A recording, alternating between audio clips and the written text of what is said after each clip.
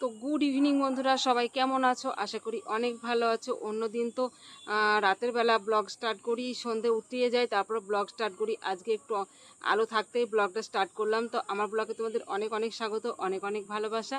তো ভিডিওটা ভালো লাগলে অবশ্যই একটা লাইক, কমেন্ট, শেয়ার করবে, সাবস্ক্রাইব করতে ভুলবে না, ঠিক আছে?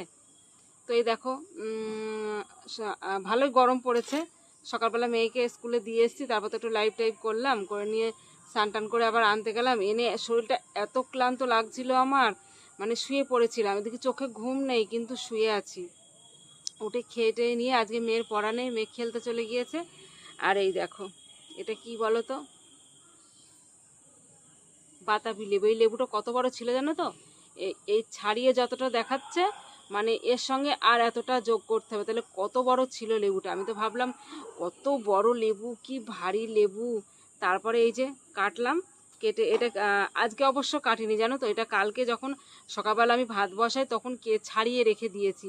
আমি কাটিনি, আমি জানি এত বড় লেবু খেতে পারবো না, নষ্ট হবে। আর আমাদের এখানে তো কিনেই খেতে হয়, কিন্তু এটা একজন দিয়েছে। তো ওর জন্য ভাবলাম যে যখন খাবো তখন কাটবো, তাই কাটিনি। তো এখন আমি, কেউ নেই অবশ্য, কেউ এখন নেই, এবার ছাদের উপর একা একা বসে আছি। তো ভাবলাম কাটি। তো এই দেখো, দাঁড়াও কাটি আগে, তারপর তোমাদের সঙ্গে কথা বলছি, ঠিক আছে? এক হাতে হবে না। তো এই দেখো, লেবুটা কাটলাম। লেবুটা মনে হয় আমার কাটাই সার হবে, কেউ হয়তো খাবে না, নষ্টই হবে। আমি হয়তো একটু খাবো, জানো তো।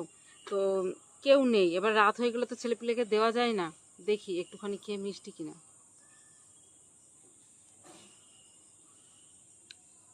টক টক মিষ্টি মিষ্টি। ভাবলাম লেবুটা ছাড়াবো, ছাড়িয়ে লঙ্কা, লঙ্কা টলে লবণ দিয়ে মেখে খাবো। একা একা কি আর ভাল লাগে? ও তো তার মধ্যে আবার একটু বাজারের দিকে যেতে হবে। সেই জল ঢালার দিন, শ্রাবণ মাসের লাস্ট জল ঢালার দিন জামাটা বানাতে দিয়ে এসেছিলাম, এবার হয়েছিল না। বাড়ি থেকে আমি সমস্ত কিছু নতুন পরে গিয়েছিলাম, কিন্তু জামাটা পুরনো পরে গিয়ে ওই যেখানে জামা বানাতে দিই ওখানে চেঞ্জ করে ওখান থেকে চলে গেছিলাম প্যাকেটের মধ্যে রেখে। এখন ওখানে আমি যাব, 7টায় আবার ওখানে বন্ধ হয়ে যাবে। তো তার আগে ওখানে আমার যেতে হবে, কি জামাটা নিয়ে আনতে হবে। একবার ভাবলাম সকালবেলা যাবো ওদিকে, তো খেয়াল ছিল না। মেয়েকে স্কুলে দিয়ে ওই পাকে গেলেই হতো। কালকে আবার বৃহস্পতিবার, কালকে আবার বন্ধ থাকবে। তো ভাবলাম সন্ধেবেলায় কোনো তো কাজ নেই, চাটা এসেই নাই খাবো। তো এখন ধরো 6টা বেজেই গেছে। তো 6:30টার মধ্যে ওখানে বাড়ি থেকে চলে যাব। দিয়ে ওখানে গিয়ে, বেশি দূর না আমাদের বাড়ি থেকে, পায়ে হাঁটার রাস্তা, 10 মিনিট মতো লাগবে পায়ে হেঁটে গেলে। তো ভাবছি ওখানে গিয়ে জামাটা নিয়ে এনে তারপরে বাড়ি এসে চাটা করে খাবো। তো এই দেখো, সন্ধ্যেবেলা চা করতে বসেছি, তার মধ্যে আমার ছেলের বায়না। তো চা খাওয়া হয়ে গেছে, চা টা সব খাওয়া হয়ে গেছে। তো এখন ওর বায়না আমাকে মুড়ির মোয়া করে দাও, মুড়ির মোয়া করে দাও। কদিন ধরে বলছে, আমি যে বকিস না তো, গরমে ভাল লাগে না। তো দেখো গুড় এনে দে, আমি বসে আছি চা করে বসেই আছি, কিন্তু আমি চায়ের বাটি মাটি গুটিয়ে, ওই আমাকে সব কিছু হাতে হাতে এনে দিল, মানে এত ভালোবাসে ও। তো এই দেখো, গ্যাসটা জ্বালিয়ে নিয়ে আমি এই কড়াটা বসিয়ে দিলাম। কড়াটা একটু তাতুক, আর তার মধ্যে গুড়টা আমার মেয়ে একবার প্যাকেটের মধ্যে ছেঁড়া বেড়া করেছে, দেখো। তো এই দেখো, গুড়টা, কড়াইটা গরম হচ্ছে, এবার গুড়টা বসাবো।